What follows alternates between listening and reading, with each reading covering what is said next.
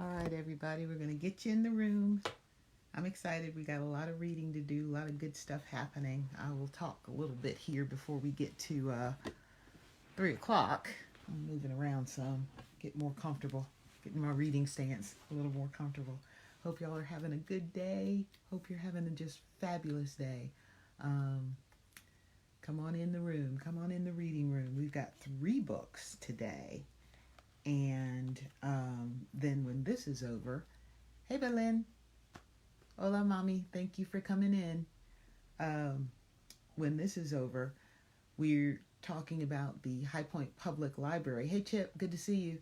The High Point Public Library, because they're doing children's yoga. So if you have your kids with you, you can go to their Facebook page, and I think you'll be able to get logged into their Facebook Live there once we're finished there, because that starts, I think, at 4 o'clock, and we'll be finished long before 4. So we've got 3 stories today. Oh, I love you too. Hey, Herman. Good to have you here. Thanks for being here. Hey, Janie. Thanks for being here. This is a fun time for me. Why do I do it? I've been collecting books. I help authors with books, but I've been collecting books for my son from the day he was born in 1999, and I still have all those books. They're all autographed to either me or to him, or and they're just precious to me. They're precious. And in this time when all of us are trying to think of things we can do to help our neighbors and that sort of thing, this is one of the things we can do. We can go to Amazon, we can go to Barnes and Noble, we can go online and order books.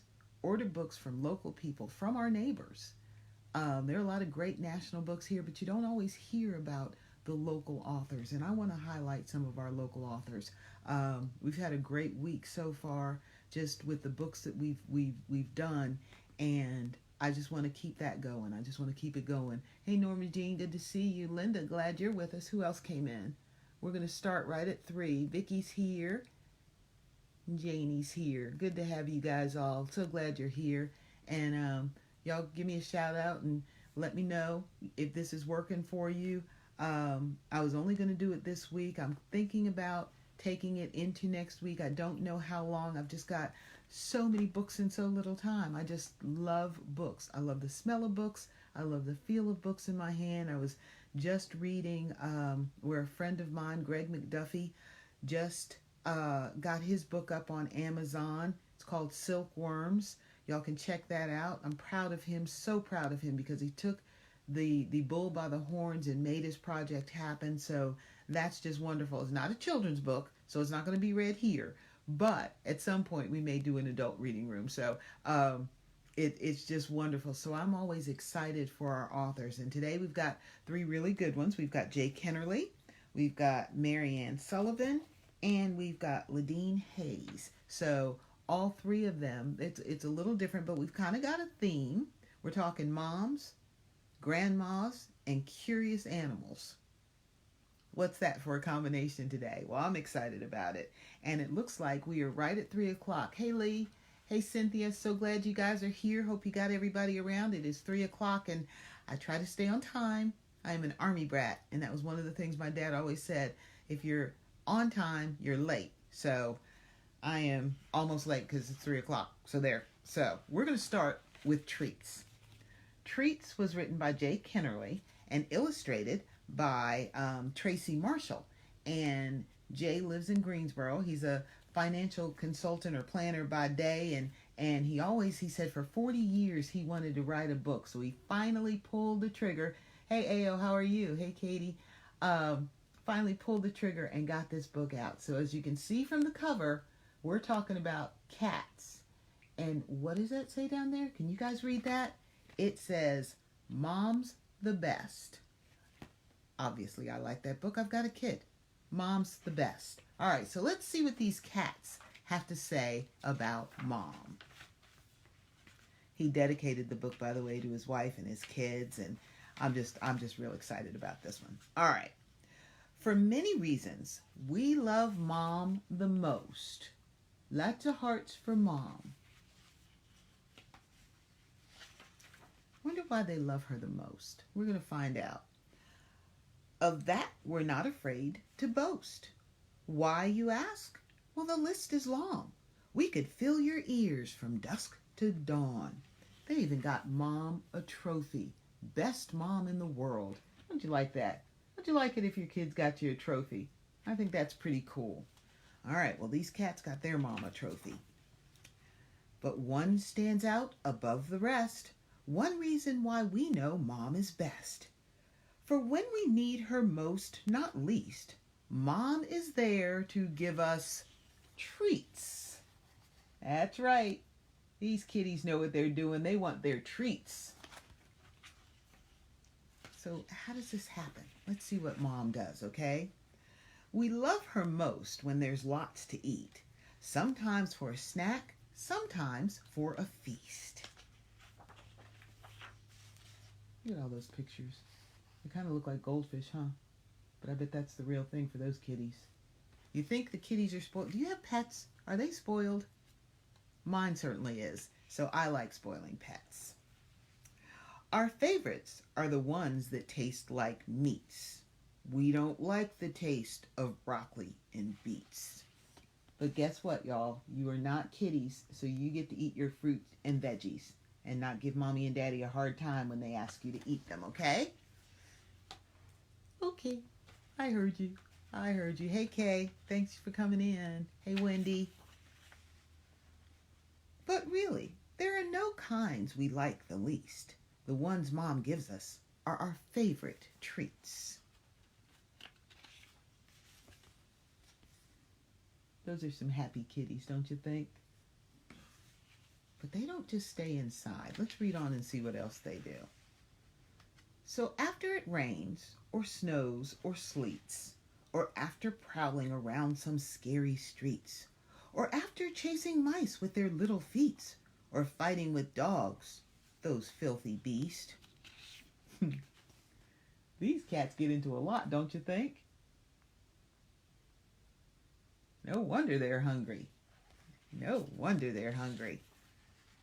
Mom is always there to give us treats. That is, after they do all that stuff. We love treats. Do you guys love treats? I love treats too. At the end of the day, when it's time to rest, we beg for one more, and Mom can't resist. Then she's off to bed and to sleep, and we know for sure Mom is our real treat. Night, night, Mom.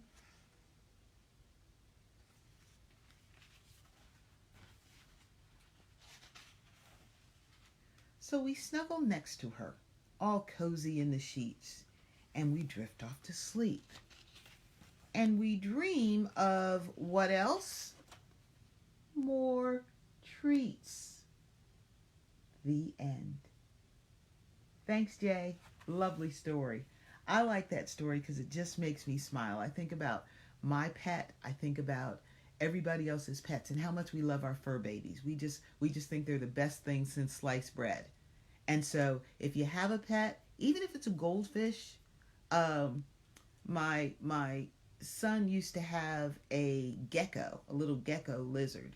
And so, any pet, and he loved tack. So we love our pets. So today, think about doing something kind for your pet. Maybe it's a treat. Maybe it's just rubbing their belly. Whatever it is, do something kind for your pets today. Well, in our next story, Grandma had kind of a different pet. Sort of. See that little thing right there? That's a snake. Now, this story, unlike some other stories, is what we call a folk tale. Folk tales are stories that are passed down from the generation. So my mom may have told me a story that her mom told her, that her mom's mom told her, and it kept going until it got to me, and now I still tell the story. So Grandma's Pet Snake by Maryann Sullivan is a folk tale, okay? And what else is cool about this book is that Maryann not only wrote the story, she did all the artwork inside. So we're going to see some beautiful artwork and just enjoy. And she is also an award winner from the North Carolina Society of Historians. So I'm excited about reading Grandma's Pet Snake. Y'all ready? Here we go. Let's see. What are you saying, Janie? Awesome. Thank you. Thank you guys for watching. All right, and Maryann dedicated this to Charlotte Rhea Peters. That's aka her aunt Charlie, because these are family stories. So we're going to see about her family. We're going to meet her family. Well, my family lived in the foothills of the Blue Ridge Mountains during the early 1950s. We lived next door to my grandma out in the country. One of her sons, Boyd, who never married, lived with her. Uncle Boyd loved to tell all the nieces and nephews stories. He especially liked the one about Grandma's pet snake, which lived in the attic. The story goes like this. All right, how many of you guys have a mama and papa that live out in the country or live up in the mountains, or maybe they even live at the beach, but they live in a cute little house that you love to go to and you love to run around with? Well, that's what Maryann had, according to this story. Well, there was a large black snake that lived in the attic at Grandma's house. We kids named it Blackie.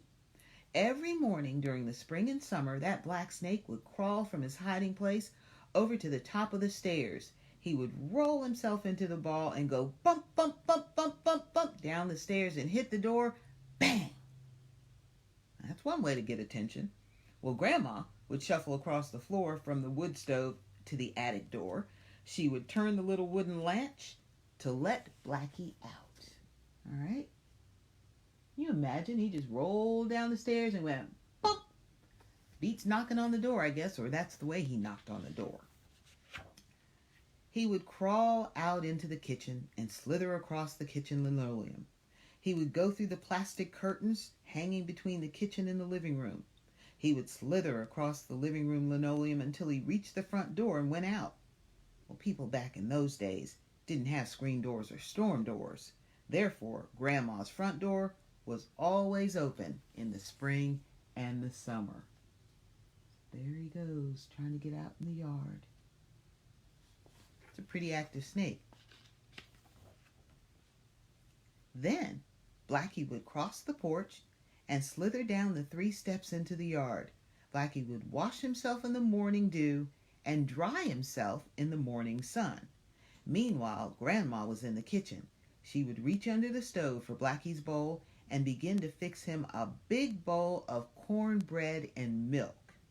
Then she would shuffle out to the front porch and put the dish down and go back into the house. Blackie would slither up the steps and eat his breakfast. How many of you guys like cornbread and milk? Could be a pretty good meal, but you'd have to share it with Blackie. And I don't know if you like to share your food with snakes. I sure don't. All right. When he finished eating, he would slither across the living room linoleum, through the plastic curtains and across the kitchen linoleum, back to the attic door. Grandma would see him coming and go open that attic door again. And he would slowly slither up the stairs because he was so full of that cornbread and milk, he'd have to go back to his hiding place to sleep the rest of the day. So there he goes, back up to the attic. What do y'all think about that? Well, one particular time, Maryann said, I asked Mama if Grandma had a pet snake. She said, goodness no. She was afraid of snakes. Your Uncle Boyd just told you kids that story to keep you out of the attic. He told that story so many times, he even believed it. But it didn't work. I have lots of memories of playing in that attic, and not once did we kids either see or hear Blackie, Grandma's pet snake.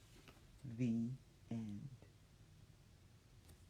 You know, sometimes we all will tell our little sisters and little brothers a story to keep them away from our stuff.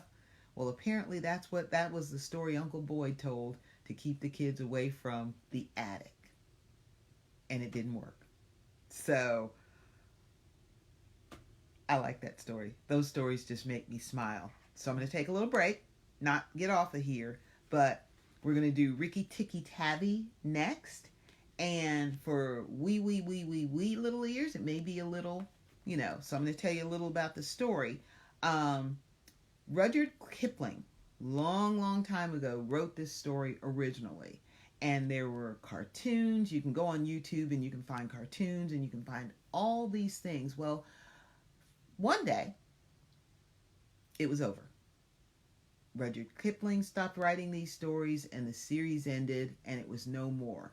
Well, there was a Greensboro teacher, and remember, we're doing local authors. There was a Greensboro teacher named Ladene Hayes who said, I didn't want it to end. She wanted to know more. So Miss Hayes, who was, and I got to take my glasses off to read this one. She was born in Asheboro and lives in Greensboro now. And she was, used to be a teacher, I think. And she also served in the Marines. So thank you so much, Miss Harris, for your service. Also served in the Marines. But one of the things she wanted to do, she's been writing for 40 years and keeping this story, a story that she loved as a kid, going was something that she wanted to do. So now we are going to read the story of Rikki, Tikki, Tavi by Ladene Harris. And it is not the original story. It is a continuing saga. There are 2 parts to this, so you'll have to look up the second part. I only have the first, okay? And I got it back in 2009. So here we go. And the prologue says this. Put my glasses back on. The prologue says this. Rikki was everybody's hero. He was pulled into Nag's den in the final battle of Nagina and emerged victorious. Rikki killed Nagina and destroyed that last remaining egg, or so everyone thought. And that's how the Kipling series ended. Well, 2 years have passed, and this is the continuing saga of Rikki, Tikki, Tavi. Rikki and the Rumor. And I will note that the family has changed some, but it's still a really cool story. It was the morning after a torrential downpour that Rikki Tikki began his survey of the gardens and surrounding land. He had his usual breakfast of soft-boiled egg and banana at the table with Adam and his wife Bethany and son Lawrence before starting his tour. Rikki knew it was important to stay slim, swift, and ready for the unexpected.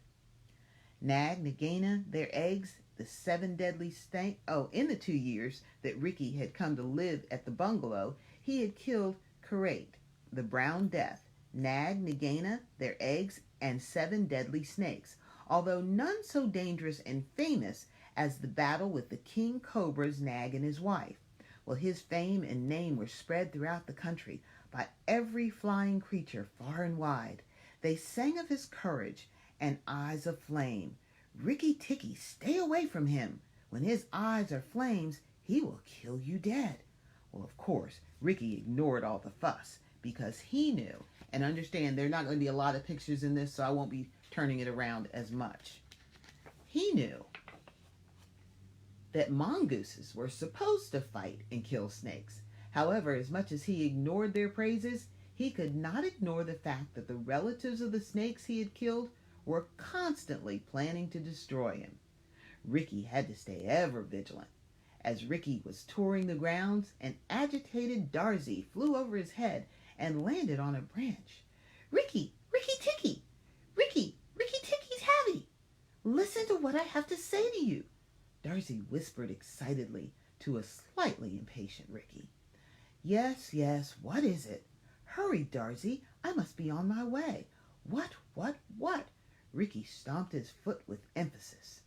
Rikki, Chuchundra told me that his cousin Otis was awakened one night to whispering voices, saying that the brother of Nag declared that whoever kills Rikki Tikki Tavi and his masters will rule the big house and gardens forever. He claimed that Nagina was moving her eggs to his den for safekeeping when Nag was killed. She was able to transfer only one before she had to fight you. He claims he has raised the child of Nag for 2 years now, and the death of Rikki Tikki Tavi is soon to come. Well, the garden suddenly grew still. Rikki Tikki's eyes began to burn red. The hairs stood up on the length of his back as his teeth began to click, click, click, tick, tick, tick. Rikki chattered loudly. So Nagina hid one of her eggs with Nag's brother and they want me dead? Well, we will see about that. and off he dashed to find Chuchundra to verify what Darcy had said. As Rikki searched for Chuchundra, he noticed a tiny heap of wet fur on the trail and stopped for a closer look. It was another mongoose. Was it dead or alive? Rikki inched closer and stopped when it moved. Now what, thought Rikki. It rolled over, and the movement forced water from its mouth, allowing a huge gulp of air to be inhaled. Ah! The mongoose exhaled and sat up slowly, coming face to face with Rikki. All right, first I want to show you a picture of Darcy. There's Darcy up in the tree, and she gave Rikki his warning. So now he's continuing his road down the road to find Chuchundra. And what did he find first? Another mongoose. And what did he say? Why, it's a girl, Rikki said to himself. A closer inspection revealed a pretty one at that. Rikki bristled. Who are you? What is your name? How did you come to be here? Tell me quickly, or I shall bite you, Rikki insisted threateningly, clicking his teeth for emphasis. Well, her name was Rachel. Feeling the rush of air pour into her lungs caused a huge sigh of relief to escape her pale lips as the mongoose weakly and softly replied, I do not remember my name, or where I came from, or where here is. You may kill me if you wish, for I am too weak to fight, and am trespassing on your property. Having said that, she went limp and slumped to the ground. Stay still, Rikki said. I shall get help. And off he dashed towards the bungalow. Rikki managed to get Adam to follow him into the garden to discover the mongoose. Adam went back to the to get a basket to transport her in. Adam and his family were delighted and pleased to have two mongooses to care for them now. Rikki did not care for all the fuss and watched from a distance, but he remembered his mission to find Chuchundra and resumed his search. Rikki found him quickly and verified that what Darcy had said was true. Nag's daughter lived. Her name was Lethalie. She lived in a den a little distance west of the bungalow. She had a birthmark of a bright yellow fang on the edge of her lip. Matters worsened when Chuchundra revealed that she was about to lay her first clutch of eggs. But where? No one knew, not even her uncle. This news thoroughly vexed Rikki. Not only did he have to find and destroy Lethalie, but she had her eggs. He had to deal with a beautiful and homeless mongoose with amnesia. Rikki had no experience in such matters, but decided it was time for him to learn. Throughout his life, Rikki had depended on his instincts to help him and decided that this was no different. Whatever his first instinct would be about her, that is the other mongoose, he would heed, and that would be the end of that. He headed for the bungalow. Meanwhile, at the bungalow, the mongoose had been dried, fed, enveloped in a bed of soft cotton to warm up, and was sleeping peacefully. However, the strange surroundings did not allow her to sleep deeply because she came to quick alertness at the sound of cautious rustling as Rikki Tikki approached. Adam and his family apprehensively watched Rikki, wondering how he would react to another mongoose, especially a beautiful female, such as this one. They knew mongooses were territorial, possessive, and fiercely protective, but also family-oriented. They wondered if Rikki would reject or accept this new mongoose, and knew that whatever Rikki decided, they had to honor it. The moment had come. What would Rikki Tikki do? There's the face-off. I'll show you the picture and then I'll keep reading. What would Rikki Tikki do? Well, she wasn't his responsibility. Adam, his family, the garden, and surrounding land were his responsibility. Rikki's mind was racing, trying to figure out what to do as he looked into the soft gray eyes of the mongoose. Her eyes held his boldly for a time before lowering to indicate willful submission. Instantly, Rikki knew that he wanted her to stay. Whispering in her ear, he said, "You may stay, and I shall call you Rachel." Raising her eyes to his and tilting her head slightly, she slowly smiled, showing acceptance. "Thank you," she said. "I like my name." As Rikki turned to leave, he heard Rachel say, "And by the way, what is yours?" Rikki turned and simply said, "Rikki." Rachel closed her eyes and began drifting back to sleep as Rikki heard her faintly say, "I like your name too." From that day on, Rachel belonged to Adam, his family, and Rikki, Tikki, Tavi. The family continued to nurse Rachel. During her convalescence, Rikki helped her exercise by taking her with him when he did his daily duties. She was getting stronger and stronger every day, and Rikki knew that with each passing day, she was becoming more and more special to him. Finally, the day came when he showed her the gardens and all the land he protected. He introduced her to the inhabitants of the garden and showed her where each one lived. He even showed her the place where he had fought and killed Nag, as well as the den of the final battle with Nagina, which had been filled with dirt and closed up. He showed her the melon bed where he had destroyed the cobra eggs and the different hideouts of the snakes he had killed. Rikki shared all these things with Rachel, all except the news that lethally, which was constantly on his mind. One particular day, Rikki was still showing Rachel the grounds. He was thinking about the day when he would have to face this new danger. It was more important than ever to find lethally, especially before she laid her eggs. That would be Rikki's first priority. The lineage had to be destroyed with lethally. Now, we should tell you guys, mongooses, that's what they do. They like to chase snakes. How can I find her? What can I do? I must hurry before time runs out, Rikki thought to himself. Well, finally that day came.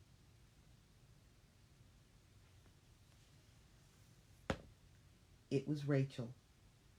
"Rikki, Rikki, help," she said. He had been so distracted in his thoughts that he had forgotten all about her and raced toward the sound of her voice. Not far ahead, he came to a screeching halt. What he saw chilled his body and put fire in his blood at the same time. Rachel was surrounded by 2 king cobras, poised to strike at any minute. He did not know if she was able to handle 1 cobra, much less 2. And he had to be careful, quick and precise. Rikki had never dealt with more than 1 snake at a time himself, so he was taking a great chance in assuming that Rachel was ready for a fight of such magnitude. No time to delay. The cobras were closing in fast, and Rikki had to move faster.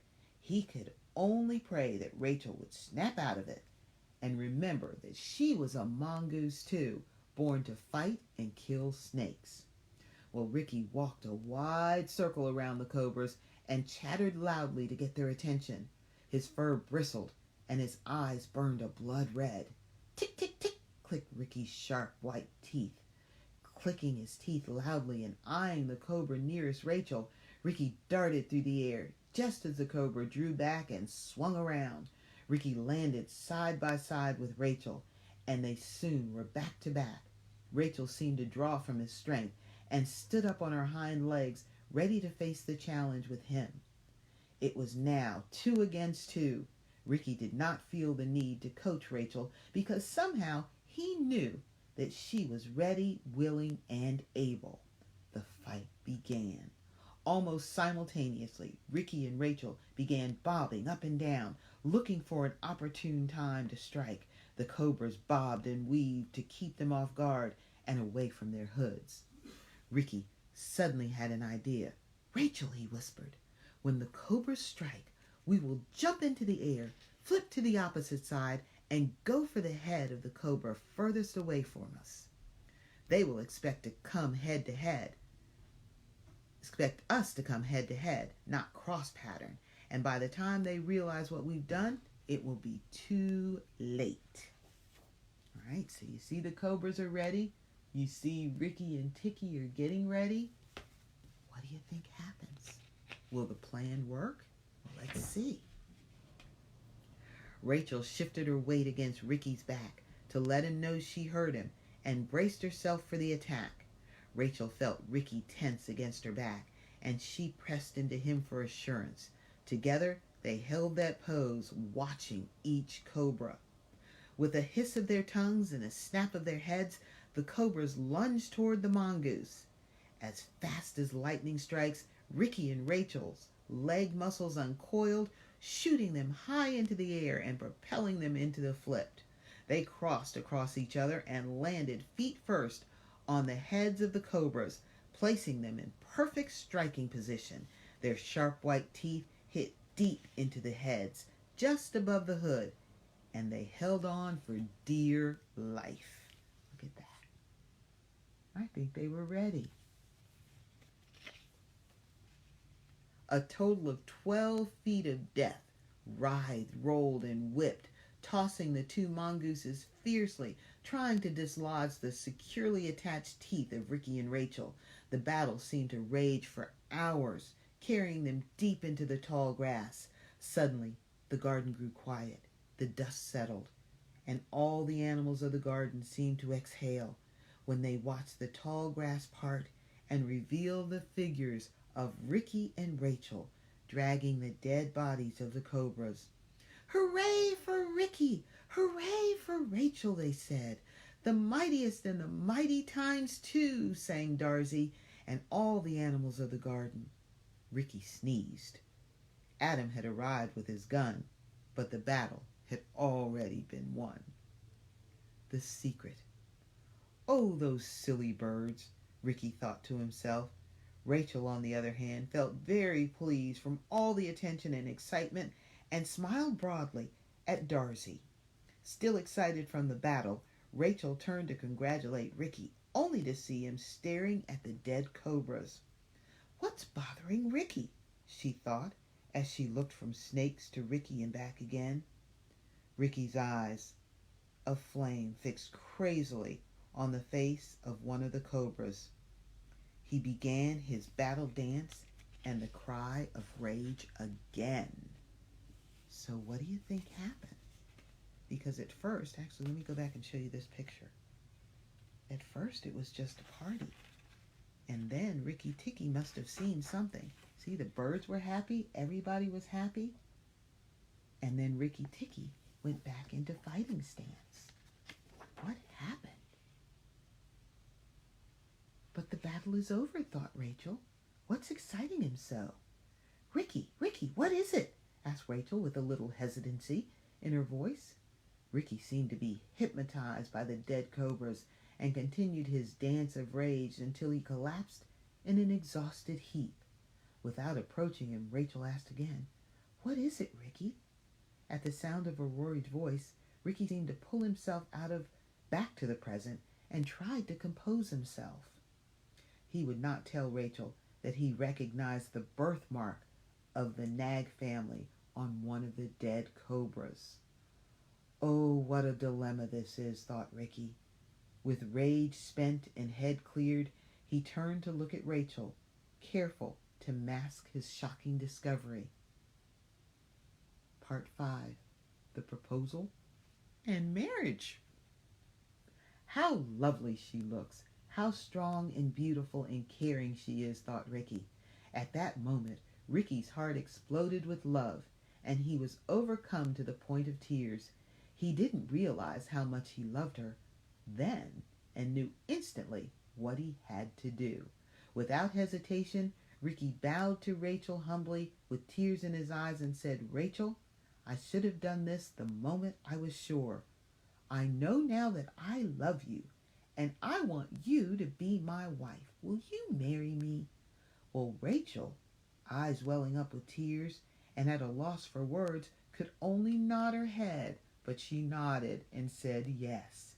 Rikki kissed her the way mongoose kisses and dashed off to make arrangements to be married in the garden that evening. All the inhabitants of the garden witnessed the marriage of Rikki and Rachel. As the sun set, Rikki and Rachel watched it disappear as husband and wife. Several months later, Rachel increased Rikki's happiness by telling him he was going to be a daddy. However, that happiness diminished as Rikki thought about what Lethe would do once she found out. Rikki knew that his family and he would never be safe as long as Lethe lived.